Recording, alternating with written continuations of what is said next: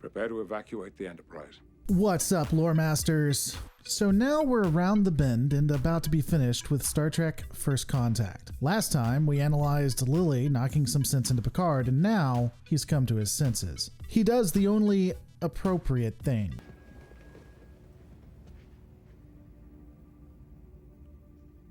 Prepare to evacuate the Enterprise. He decides to abandon ship, finally. Before we move on, I do want to say that I really enjoy all of the future scenes that are coming up, save for the interactions with the Queen and the very ending, but we'll get into that later. I think we have a lot of stellar work here, so let's get into it.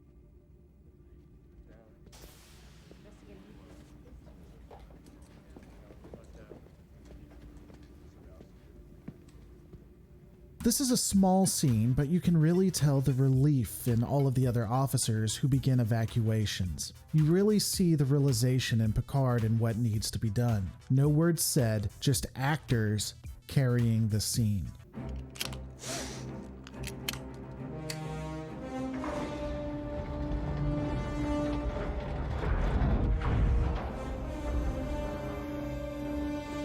The music, people getting to work, and a showing of the vessel really pushes that we have gotten to the final leg, the final act. Everything had been building up, and it was go time.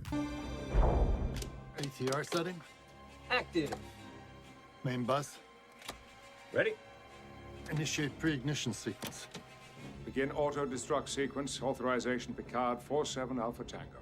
I'll come back to analyze the actual self-destruct in a moment or two, but the juxtaposition between the two arcs that we see in First Contact is really palpable. On the ground, it feels like everything had been finally righted. They were fixing the timeline, and it was very hopeful. None of them knew how dire things were on the ship. In a way, this is the perfect use of the ticking time bomb trope. The trope, for those interested, is pretty simple. If you have two people talking, you generally have a boring scene. However, if you add a ticking time bomb there with them, then you now have an added event that changes everything. It intensifies. If you take that idea, take the bomb and put it under a table and neither of the characters are aware, well, now you have extreme tension. This is perfectly exemplified here. The Enterprise was lost. It had to be destroyed. But the Borg still had one last move to make to stop them. And all of this is occurring with neither Cochrane nor the ground team knowing. Begin auto-destruct sequence. Authorization Picard 47 Alpha Tango.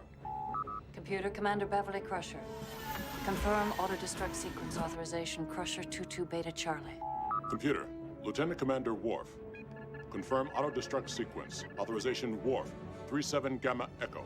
Couple of things here. Whether you know it or not, a lot of information is being given. As they input the auto-destruct, we see the life pods being prepped and even where they will be landing. Visually, this was excellently done. I do wonder when they had time to instate Worf as third in command and give him command codes for the Enterprise, but maybe every command level officer has these codes and it's input into all Federation computers. That does raise some problems in the future if you ask me, but whatever. Self-destruct in 15 minutes. There will be no further audio warnings. Self-destruct in 15 minutes. There will be no further audio warning sequence. So much for the Enterprise E. We barely knew her. You think they'll build another one? Plenty of letters left in the alphabet.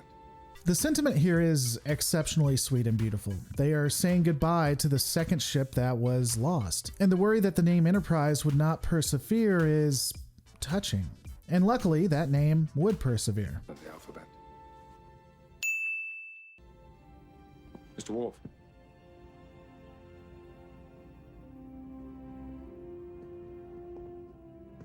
I regret some of the things I said to you earlier. Some. As a matter of fact, I think you're the bravest man I've ever known. Thank you, sir. I'll admit, the film student in me wants to break down the "some" comment by Worf because it feels like he was doing a bunch of different lines, which gives a disjointed feel, but that's barely perceptible, and I'll be honest. This interaction between Worf and Picard is actually done much better than the previous one between Picard and Lily. Not that I hated that scene, or I thought that it was done badly, this just had more of an impact for me. You can really feel the emotion between these two. You get the sense that Picard has a lot of respect for Worf, and Worf would die for him. It's two old war buddies that had a fight and ultimately came back together. I think it's probably in the top 3 interactions of the movie, if not the franchise. It's also a lot more pronounced than what we'll see with Data and Picard, but that'll be a bit later. See you on Gravette Island.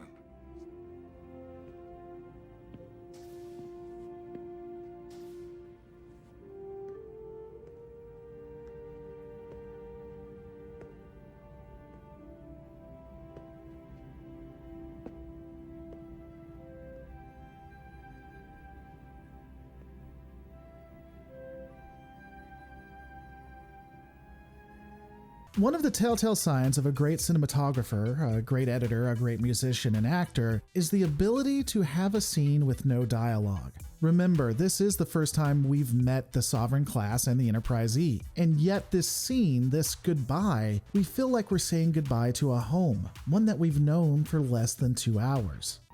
Captain.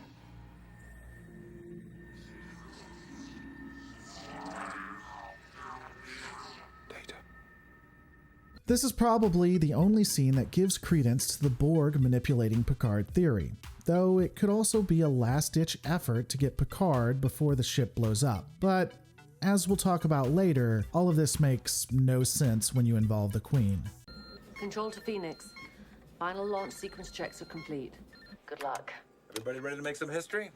You know, everyone always asks who was meant to be in the other flight seat. It doesn't bother me so much. I'm honestly not convinced that it wasn't going to be just Cochrane by himself. The man was in it for the money and wasn't really an astronaut or any kind of strong figure at this point. Lily could have made the cockpit for 3 pilots because optimally that's what you want, and Cochrane could have just ignored it. Or it could have been 2 randos. Again, it's just not a big deal for me. They needed to get Riker and LaForge in there, and that's how they did it. Always am. I think I forgot something. What? I don't know. It's probably nothing. Begin ignition sequence.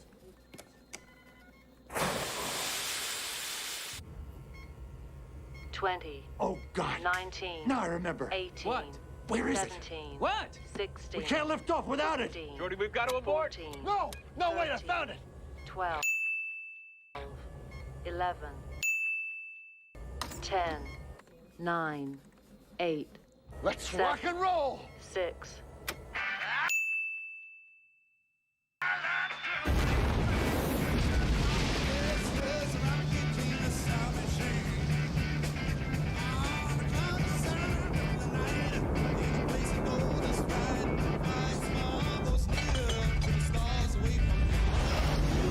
When researching the effects of a missile launch or rocket launch on the human body at close range, it brought up a lot of nerds using math. This is math I'll never understand, so we're going to ignore that and you can find it on your own. However, here's what I found in one of those debates. Of particular interest was the discussion on a human that was standing roughly 100 to 200 meters or less from such a launch. The question was on which would happen first. Would they be launched backwards, sent flying so powerfully that it would be like being hit by a semi on cocaine that was driven by a semi-truck driver that was on a cocaine-filled bender? Or maybe their internal organs would suffer catastrophic damage that would be irrecoverable even if they were immediately in a hospital after this happened. It could also be that the sound wave would cause deafness as the eardrums were shredded so quickly that it would seem like Thanos wanted to remove the perception of sound from the universe. Let me make sure I'm clear here. The discussion wasn't on if these things would happen, just which would happen first, given that it would all happen so fast as to be simultaneous. Oh, and the question of whether the intense radiation and heat would permanently stop all sensation of touch, or if the fact that it dissipates within 10 to 20 seconds means they would be feeling every moment of it after the missile was gone. For reference, most safety standards, unless you live in Russia, put you miles away to protect the human. Emergency responders, at a maximum, can be a mile, and that's if you think something bad is going to happen. So to be succinct,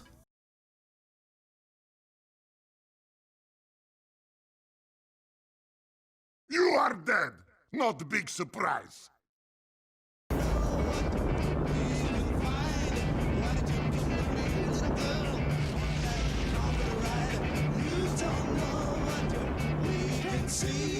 Why did you tell your dreams to me?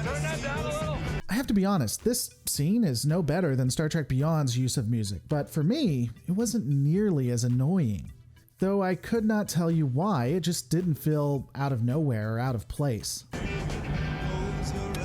Hey, we've got a red light on the second intake valve.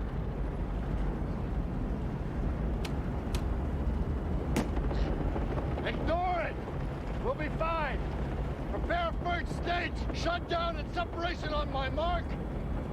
3, 2, 1, mark!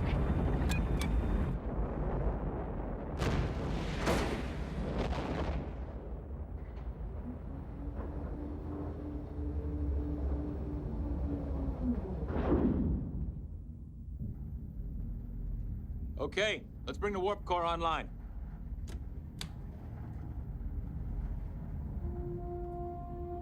Oh, wow. You ain't seen nothing yet. I know I bring it up, but I do enjoy when, especially in an established franchise, the characters take a moment for a sense of wonder. One of the reasons that we love science fiction in space is because of the newness and wonder it brings, the questions it proposes and offers to answer. I would not have had Cochrane's arc, as I keep saying, but I doubt it could have been written much better. Just a few of the tweaks that I've brought up previously. See Commander Riker or any of my crew, give them this. What is it? Orders to find a quiet corner of North America and stay out of history's way. Well, good luck. To both of us. You're not leaving, are you? Lily, when I was held captive on the Borg ship, my crew risked everything to save me. There is someone still on this ship, and I owe him the same.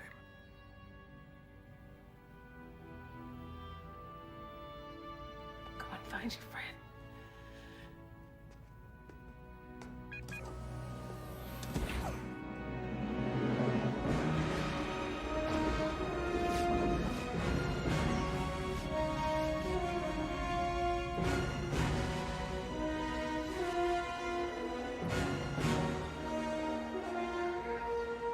While I have been somewhat nitpicky in the past, one of the greatest things about the last arc, the one with Lily and Picard, is that it is organic. You can really tell a relationship has grown between Lily and Picard. There will be movies in the future that don't do this as well. These two really have great chemistry and are an awesome combination. It feels like, in less than an hour and a half, these two have become friends. Unfortunately, we are going to go into a scene that makes no sense and is a detriment to the movie. Let's look at its climax in the next one.